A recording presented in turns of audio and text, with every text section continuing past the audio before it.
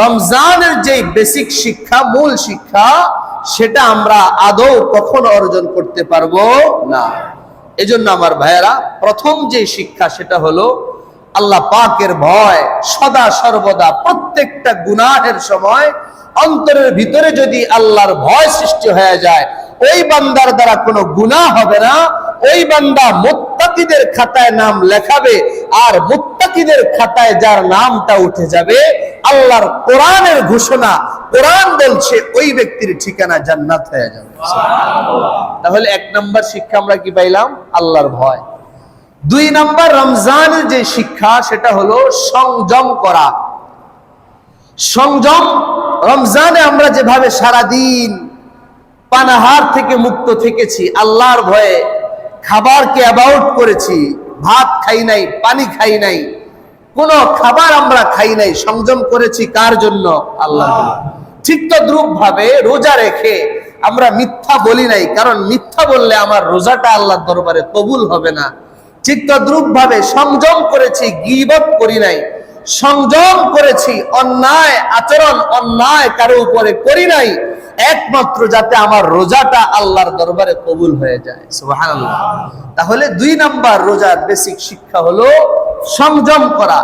রমজান থেকে শিক্ষা নিয়ে বাকি 11 মাসও আমরা মিথ্যা ছেড়ে দিব। রাজি আছেন ইনশাআল্লাহ? এই বাকি 11 মাস আমরা গীবত ছেড়ে দিব ইনশাআল্লাহ। বাকি 11 মাস আমরা জুলুম ছেড়ে দিব। বাকি 11 মাস কারো উপরে অন্যায় আমরা করব না। বাকি 11 মাস কাউকে আমার এই জিহ্বা দিয়ে গালির মাধ্যমে কষ্ট দিব না। রাজি আছি ইনশাআল্লাহ?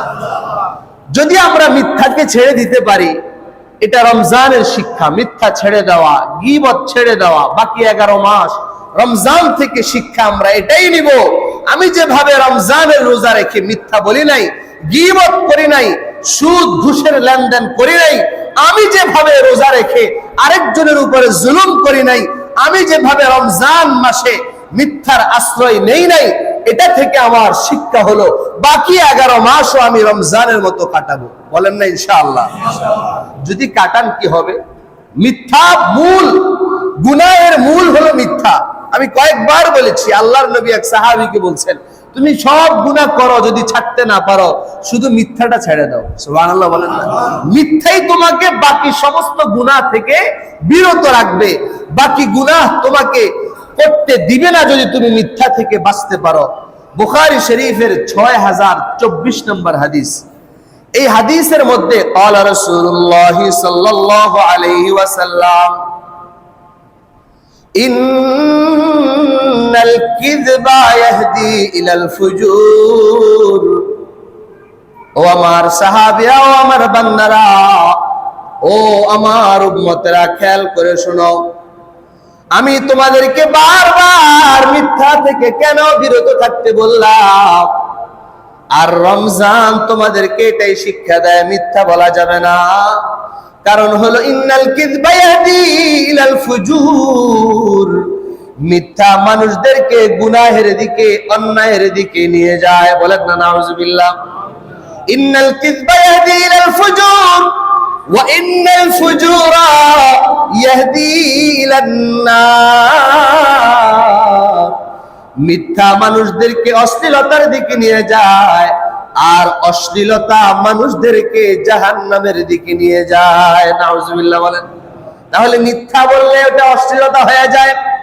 আর নবী বলেন, যার মধ্যে অশ্লীলতা ঢুকে যাবে, যার দ্বারা অন্যায় কাজ সংগঠিত হতে থাকবে, তার ওই অন্যায়গুলো ইয়াহদি ইলান নার, তাকে তার আল্লাহর জাহান্নামের দিকে ধীরে ধীরে নিয়ে চলে যাবে। নাউজুবিল্লাহ। এজন্য আমার ভাইয়েরা, মিথ্যা থেকে বিরত থাকতে হবে। আল্লাহর নবী অন্য হাদিসের মধ্যে বলেন, আস-সিদকু ইউনজি ওয়াল কিযবু ইউহলিক। যে বান্দা সব সময় সত্য কথা বলে, মিথ্যা বলে না, মিথ্যা ছেড়ে দেয়, ওই ব্যক্তিটা সফল কাম হইয়া আল্লাহর জান্নাতের মেহমান হয়ে যাবে। বলেন সুবহানাল্লাহ। ওই হাদিসের পরের অংশে আল্লাহর নবী বলেন, ওয়া ইন্নাস সিদকা ইয়াহদি ইলাল বিররি। আর যে ব্যক্তিটা মিথ্যা ছেড়ে দিয়ে সত্যের আশ্রয় নিবে, নিজের কোন স্বার্থ হাসিলের জন্য মিথ্যা বলবে না, নিজের কোন অন্যায় শাস্তি থেকে বাঁচার জন্য মিথ্যা বলবে না, বরং সত্যটাকে সত্য বলে প্রকাশ করবে। তার ওই সত্যটা তাকে নেকের দিকে নিয়ে চলে যাবে। সুবহানাল্লাহ। ইন্নাস সিদকা ইয়াহদি ইলাল বিররি ওয়া ইন্নাল বিররা ইয়াহদি ইলাল জান্নাহ। আল্লাহু আকবার বলেন। নবী বলেন সত্য মানুষদেরকে নেকের দিকে নিয়ে যায়, সফলতার দিকে নিয়ে যায়, আর তার নেক এবং সফলতা তাকে আল্লাহর জান্নাতের পথ দেখায় দেয়। সুবহানাল্লাহ। এজন্য আমার ভাইয়েরা, আমরা সবাই জান্নাতের পথ পাইতে চাই তো ইনশাআল্লাহ। কারা কারা চাই একটু হাত তোলেন, নারে তাকবীর। আল্লাহ আমাদের সকলকে সত্যের আশ্রয় নিয়ে মিথ্যাকে ছেড়ে দিয়ে আল্লাহর জান্নাতের পথ পাওয়ার তৌফিক দেন। জোরে বলেন আমিন। রমজান মাসের বেসিক 2 নম্বর শিক্ষা আমরা পেলাম, যাবতীয় গুনাহ থেকে নিজের আত্মাকে নিজেকে সংযম করা, বিরত রাখা। এই ওয়াদা আমরা আজকে করব, বলেন ইনশাআল্লাহ। আল্লাহ সকলকে তৌফিক দেন, বলেন আমিন। রমজানের অন্যতম আরেকটা শিক্ষা, যে শিক্ষা অবশ্যই অর্জন করতে হবে, সেটা হলো দান সত্তা বেশি বেশি করে বাকি 11 মাসও চালিয়ে যাওয়া। সুবহানাল্লাহ বলেন না। রমজান মাসে দানের মাস, রমজান হলো সত্তার মাস। কিন্তু আল্লাহর নবী সাহাবীদেরকে রমজানের পরে বলেন, ও আমার সাহাবীরা, শুধু রমজান মাসে দান করেছো, বাকি 11 মাস দান করবে না? গরিবদের খবর রাখবে না? তুমি রমজানে যেভাবে রোজাদারদেরকে ইফতার করাইছিলা, তুমি রমজানে যেভাবে সাদকাতুল ফিতরের মাধ্যমে গরিবদের সহযোগিতা করেছিলা, তুমি রমজানে যেভাবে যাকাত আদায়ের মাধ্যমে অসহায়দের পাশে দাঁড়িয়েছিলা, ঠিক তদ্রূপ ভাবে রমজান থেকে শিক্ষা নিয়ে বাকি 11 মাস তোমাকে গরিব, অসহায়, দুস্থদের পাশে দাঁড়াইতে হবে। সুবহানাল্লাহ বলেন। এটা হলো রমজানের 3 নম্বর মৌলিক শিক্ষা। নবী আলাইহিস সালাম বলেছেন, বুখারী শরীফের 6 নম্বর হাদিস, قال رسول الله صلى الله عليه وسلم। এই হাদিসের মধ্যে সাহাবী বর্ণনা করেন, কানা রাসূলুল্লাহ সাল্লাল্লাহু আলাইহি ওয়াসাল্লাম আজওয়াদান নাস। আল্লাহর নবী সারা পৃথিবীতে যত মানুষ আগমন করেছে, করবে, সবার চাইতে আল্লাহর নবী সবচাইতে বেশি দানশীল ছিলেন। সুবহানাল্লাহ বলেন।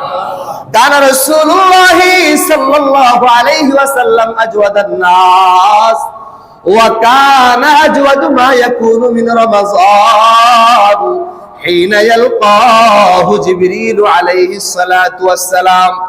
ওই সাহাবী বলেন, নবীজি সব সময় বড় দানশীল ছিলেন, কিন্তু যখন রমজান চলে আসতো, হযরতে জিবরাইল যখন নবীর সাথে সাক্ষাৎ করে, নবীজি অন্যান্য মাসের চাইতে আরো বেশি দানশীল হয়ে যাইতেন। সুবহানাল্লাহ।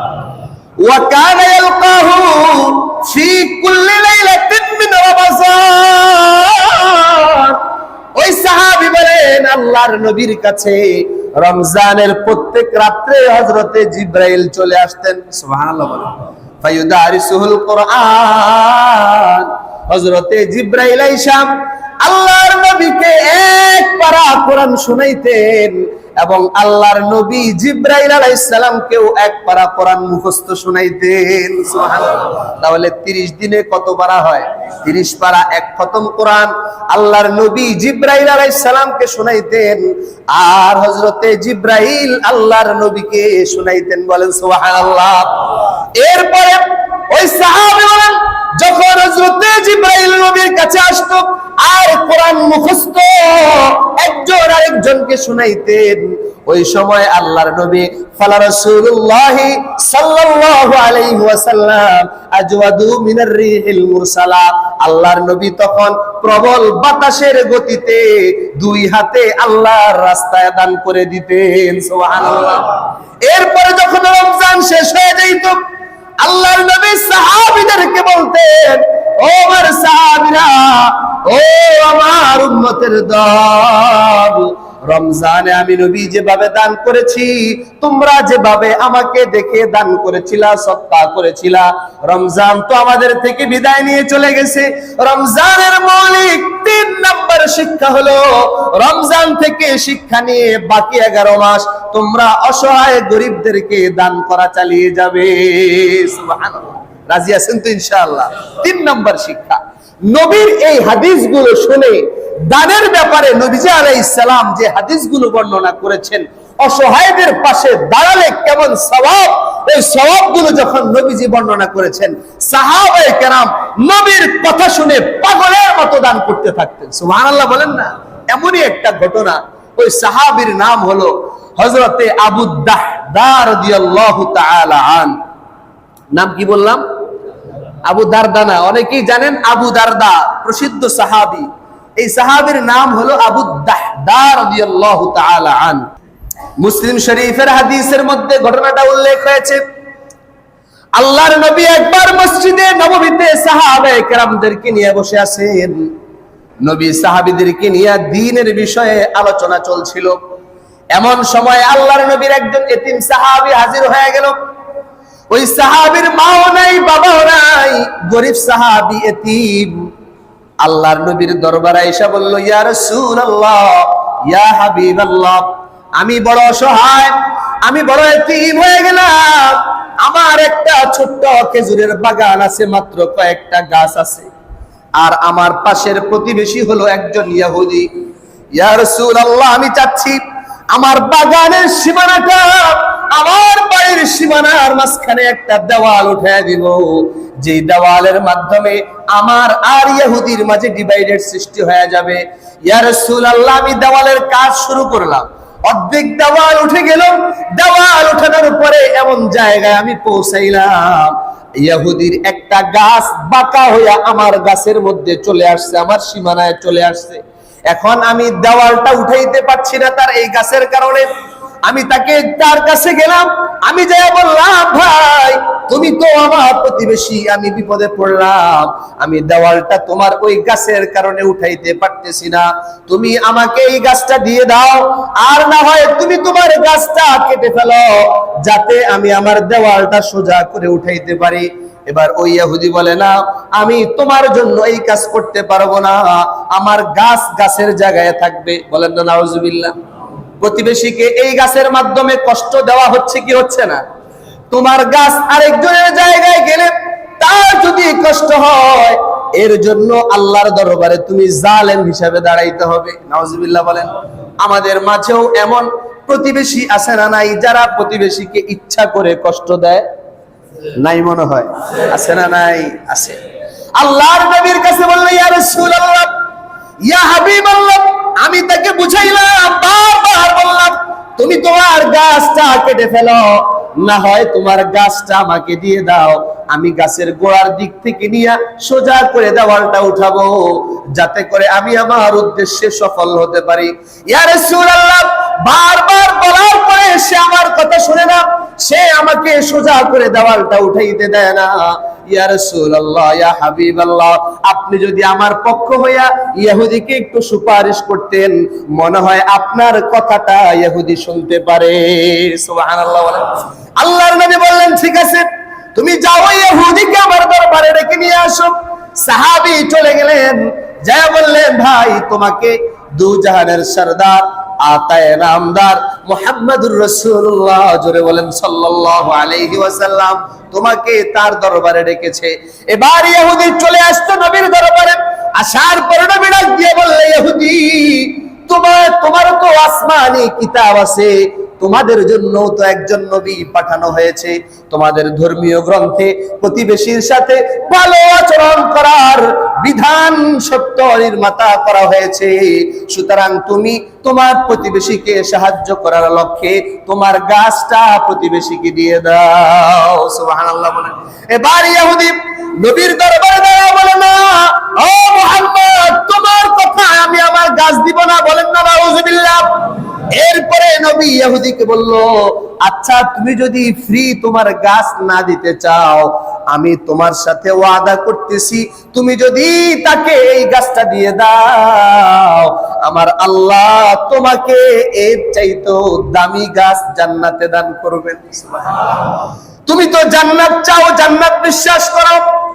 ওয়াকালাতিল ইয়াহুদু লাইসাতিন নাসারা আলা শাই, وقالت النصارى ليست اليهود على شيء, ইহুদিরা বলে নাসারা খ্রিস্টানদের কোনো ভিত্তি নাই, খ্রিস্টানরা বলে ইহুদিদের কোনো ভিত্তি নাই। ইহুদিরা বলে আমরাই একমাত্র জান্নাতে যাব, খ্রিস্টানরা বলে আমরাই একমাত্র জান্নাতে যাব। নবী ডাক দিয়া বলে ইহুদি তোমরাও তো জান্নাতে যাওয়ার আশা করো? বলে হ্যাঁ। আল্লাহর নবী বলেন তুমি যদি তাকে এখন এই গাছটা দিয়ে দাও, আল্লাহ পাক তোমাকে জান্নাতের চাইতে অনেক উত্তম একটা গাছ দান করবেন। সুবহানাল্লাহ বলেন। এবার ইহুদি বলে মুহাম্মদ আমি তোমার কথা বিশ্বাস করি না, আমি তোমার এই আশ্বাস বিশ্বাস করতে পারি না, আমি তোমার কথা মেনে তাকে এই গাছটা দিব না। তুমি আমাকে যতই বুঝানোর চেষ্টা করো আমি কিন্তু আমার জায়গায় অনড় থাকবো। বলেন না নাউজুবিল্লাহ। আল্লাহর নবী বারবার বুঝানোর পরেও ইহুদি গাছ দেয় না।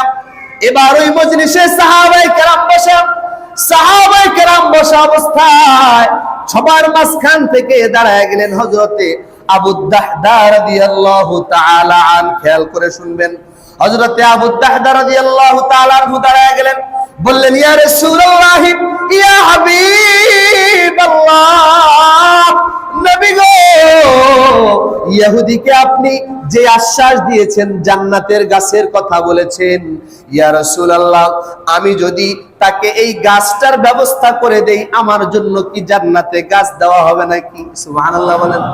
এরপরে নবী বলেন ও আবু দাহদা আমি তাকে যেই জান্নাতের কথা বলেছিলাম, যেই জান্নাতের গাছের কথা ওয়াদা করেছিলাম, তুমিও যদি তাকে গাছের ব্যবস্থা করে দাও আল্লাহ পাক তোমাকেও জান্নাতে গাছ দান করবেন। সুবহানাল্লাহ। এবার নবী বললেন ও আবু দাহদা জানো নি কেমন গাছ আল্লাহ তোমারে দিবেন? আবু দাহদা বলেন ইয়া রাসূলুল্লাহ ইয়া হাবিবাল্লাহ, নবী গো জান্নাতের গাছ কেমন হবে আমার তো জানা নাই, আপনি বলে দেন। বুখারী শরীফের হাদিস, আল্লাহর নবী বলেন ইন্না ফিল জান্নাতি শাজারাতান, জান্নাতে আল্লাহ জান্নাতীকে এমন এমন গাছ দান করবেন, ইয়াসিরুর রাকিবু ফি যিল্লিহা মিয়াতা আম, ওই গাছের ছায়ার নিচে একজন দ্রুতগামী অশ্বারোহী ঘোড়ায় চড়ে যদি 100 বছর পর্যন্ত পাড়ি দেয় লা ইয়াবতাউহা, একটা গাছের ছায়া শেষ হবে না। সুবহানাল্লাহ। এত বড় গাছ আল্লাহ দান করবেন। নবী এই হাদিসটা বলার পরে আবু দাহদা বলেন ইয়া রাসূলুল্লাহ ইয়া হাবিবাল্লাহ, আপনার সামনে আমি ইহুদির সাথে এখন একটা চুক্তি করব, আপনি সাক্ষী থাকবেন। সুবহানাল্লাহ বলেন। হযরত আবু দাহদা মদিনার মধ্যে সবচেয়ে বড় খেজুরের বাগানের মালিক ছিলেন, যেই বাগানের মধ্যে একটা দুইটা না 100-200 না 600 খেজুর গাছ ছিল। সুবহানাল্লাহ। 600 খেজুর গাছ কোনো নরমাল খেজুর গাছ না, দামি দামি খেজুরগুলো হযরতে আবু দাহদার বাগানে উঠতো। আরবের মক্কা মদিনার বড় বড় খেজুর ব্যবসায়ীরা আবু দাহদার খেজুরের বাগানের খেজুর নেওয়ার জন্য সিরিয়াল ধরে রাখতো। এমন দামি বাগান পুরো মদিনার মধ্যে প্রসিদ্ধ ছিল। আবু দাহদার দামি একটা বাগান আছে, যেই বাগানের মধ্যে 600 খেজুর গাছ আছে। এবার আবু দাহদা বলেন ইয়া রাসূলুল্লাহ ইয়া হাবিবাল্লাহ আমি ইহুদির সাথে চুক্তি করব। ইহুদিকে হযরত আবু দাহদা ডাক দিয়ে বলে ইহুদি আমার যে 600 খেজুর গাছের একটা বাগান আছে তুমি জানো না? ওই ইহুদি ডাক দিয়া বলে আবু দাহদা তোমার ওই খেজুর বাগানের কথা কেই বা না জানে? তোমার এই দামি খেজুর বাগানের কথা পুরো মদিনায় জুড়ে পুরো মদিনার সমস্ত মানুষগুলো জানে। তোমার এই খেজুর বাগানের খেজুর নেওয়ার জন্য সমস্ত ব্যবসায়ীরা উৎসুক হয়ে থাকে, আশা করে থাকে। তোমার এমন বাগানের মতো বাগান সবাই তো পাইতে চায়। এবার আবু দাহদা বলে ইহুদি তোমার যেই বাগানটা আছে তোমার বাগানের মধ্যে অল্প কয়েকটা খেজুর গাছ, আমি তোমার সাথে ওয়াদা করতেছি তুমি তোমার ওই বাগান খেজুর গাছের বাগানটা আমাকে দিয়ে দাও, বিনিময়ে আমি তোমাকে আমার দামি 600 গাছওয়ালা খেজুরের বাগান দিয়ে দিব। আর একটু আস্তে কন্যা সুবহানাল্লাহ। আল্লাহর নবীর সামনে ওয়াদা করলেন। আমার নবী আবু দাহদার দাম ছিল না দেখে মুখের মধ্যে মুচকি হাসি দিলেন। আল্লাহু আকবার। এবার আবু দাহদা যখন এই কথা বলল ইহুদি আশ্চর্য হয়ে গেল, আবু দাহদার দিকে তাকায় বলে আবু দাহদা তুমি কি আমার সাথে মজা নিচ্ছ নাকি? তোমার এই দামি খেজুর গাছের বাগান তুমি আমাকে দিয়ে দিবা, অল্প কয়েকটা মাত্র খেজুর গাছের বিনিময়ে, এটা তো আমি বিশ্বাস করতে পারি না। তুমি আমার সাথে মজা নিও না, সত্যি যেটা সেটাই বলো। এবার আবু দাহদা ডাক দিয়ে বলে, ইহুদি, তুমি তো আমার নবীর কথা শুনলা না, জান্নাতের গাছ মিস করলা।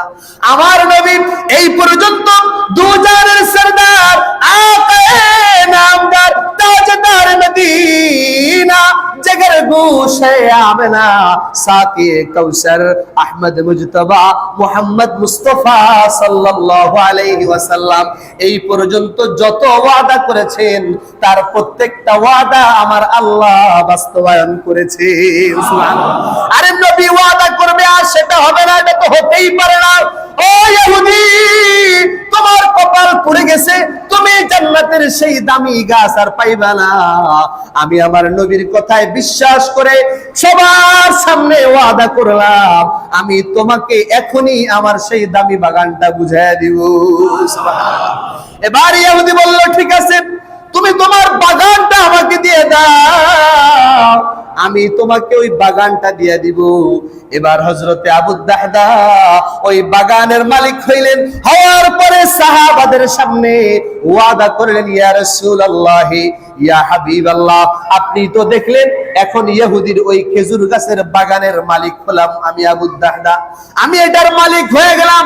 আমার এই এতিম ভাই, আপনার এই এতিম সাহাবী, যেই গাছটার কারণে তার দেওয়াল সোজা করতে পারতেছে না, ইয়া রাসূলুল্লাহ, আমি আবু দাহদা আমার মালিকানাধীন ওই বাগানটা আমার এই এতিম ভাইকে দান করে দিলাম। সুবহানাল্লাহ। জান্নাতের খেজুর গাছ পাওয়ার আশায় দান করলেন। এবার নবীজি মুহাম্মদুর রাসূলুল্লাহ সাল্লাল্লাহু আলাইহি ওয়াসাল্লাম সহ সাহাবায়ে কেরাম সবাই খুশি হয়ে গেছে। আর ওই এতিম সাহাবী নবীর সামনে দাঁড়ায়া ঝরঝর করে চোখের পানি ছেড়ে দিয়েছে। ইয়া রাসূলুল্লাহ, ইয়া হাবিবাল্লাহ, আমার ভাই আবু দাহদা যেই বড় মহৎ কাজ আজকে করেছে, আমার যে উপকারটা করেছে, নবী গো, আমি আবু দাহদার এই ঋণ কখনো শোধ করতে পারবো না। সুবহানাল্লাহ। হযরত আবু দাহদা এবার চলে গেলেন ইহুদিকে বাগান বুঝায় দেওয়ার জন্য। ওই বাগানের মধ্যে শুধু 600 খেজুর গাছ এটাই না, ওই বাগানের মধ্যে একটা মিষ্টি পানির কূপ ছিল, একটা মিষ্টি পানির ঝর্ণা ছিল, যেই পানির দাম ছিল আরবে অনেক বেশি, মরুভূমিতে পানি পাওয়া যায় না। হযরত আবু দাহদা একটা মিষ্টি পানির কূপ তৈরি করলেন। আগেই সেখানে একটা ছোট ঘর ছিল, বিবি বড় বাচ্চাকে নিয়ে বাগানে যাইতেন, বিকাল বেলায় ঘুরতে যাইতেন, ওই ঘরের মধ্যে বসে বাগানের খেজুর আর মিষ্টি পানি পান করতেন। এমন সময় আবু দাহদা যায় দেখে বাগানের মধ্যে তার স্ত্রী এবং সন্তানরা বসবাস করতেছে। সুবহানাল্লাহ বলুন। হযরত আবু দাহদা ইহুদিকে নিয়ে গেলেন।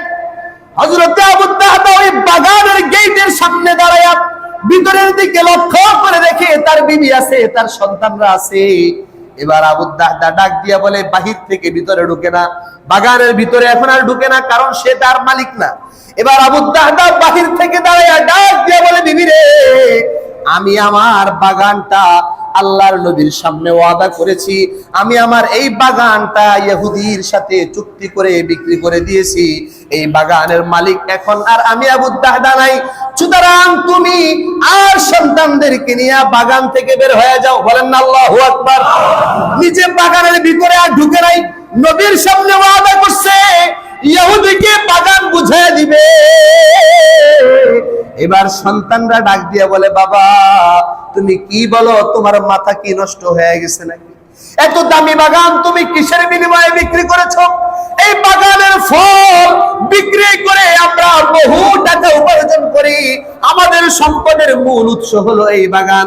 বাবা গো, তুমি কেমনে কাকে এই বাগানটা দিয়ে দিছো? বিবিও আশ্চর্য হয়ে যায়। আবু দাহদার বিবি ডাক দিয়া বলে, স্বামী গো, তুমি কেন এই বাগান বিক্রি করলা? এবার আবু দাহদা যখন ঘটনাটা খুলে বলল, বিবি রে, ও আমার সন্তানেরা, কানগুলো খাড়া করে শোনো, আমার নবী ঘোষণা দিয়েছে একটা একটা গাছ যদি কেউ তাকে ব্যবস্থা করে দেয়, অমুক এতিম সাহাবীকে যদি ব্যবস্থা করে দেয়, নবী ওয়াদা করেছেন জান্নাতের গাছ পাওয়া যাবে। আমি নবীর ওয়াদার উপরে বিশ্বাস রেখে আমার এই বাগানটা ইহুদিকে দিয়ে দিলাম। সুবহানাল্লাহ। এবার আবু দাহদার স্ত্রী বের হয়ে গেল, সন্তানরা বাগান থেকে বের হয়ে গেল। হযরতে আবু দাহদা ইহুদিকে তার বাগানটা বুঝাইয়া দিলেন। বুঝায় দেওয়ার পরে নবীর দরবারে গেলেন। যাওয়ার পরে আল্লাহর নবী একটা বাক্য উচ্চারণ করেছেন, খেয়াল করে শুনবেন।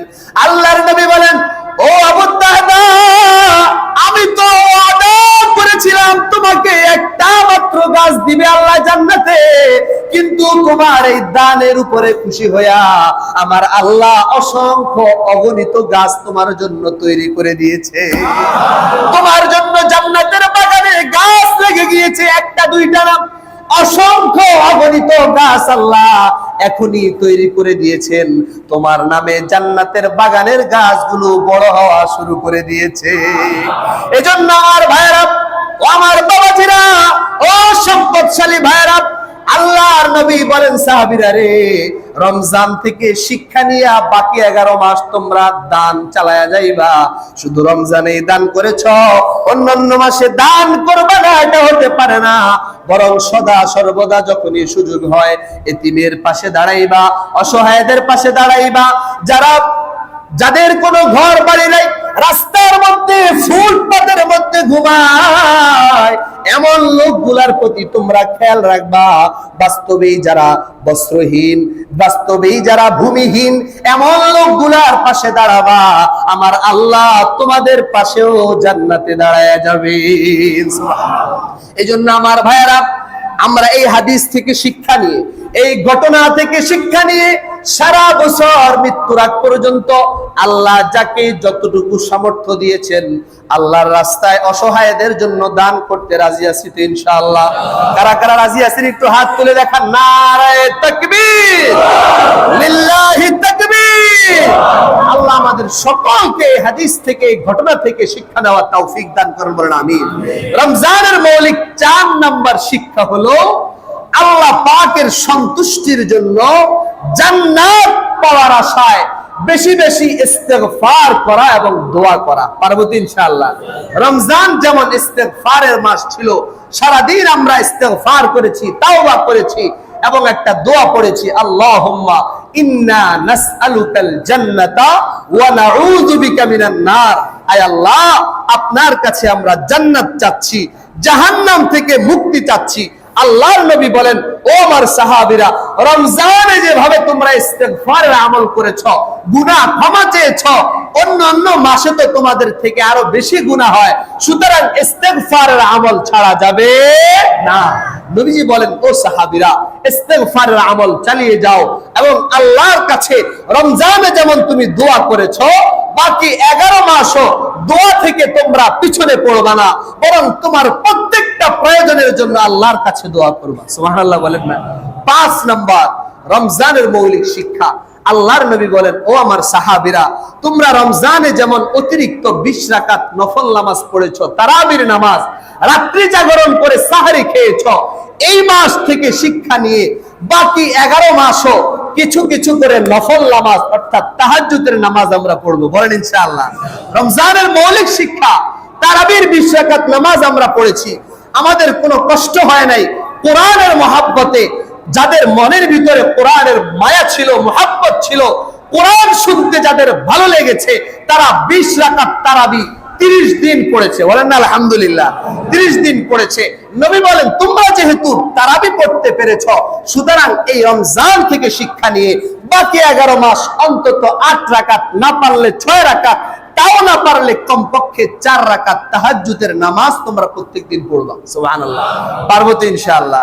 যদি আমরা উঠতে না পারি ভোর রাত্রে, তাহলে মাসআলা হলো তাহাজ্জুদের নামাজ 12টার পর থেকে, যদি 12টা বেজে যায় আপনাকে ঘুমাইতে ঘুমাইতে, 12টা থেকে তাহাজ্জুদের নামাজের ওয়াক্ত শুরু হয়ে যায়, আপনি 12টার পরে 4 রাকাত নামাজ পড়ে ঘুমাইলেন, তাহাজ্জুদের সওয়াব আল্লাহ পাক দিয়ে দিবেন। সুবহানাল্লাহ।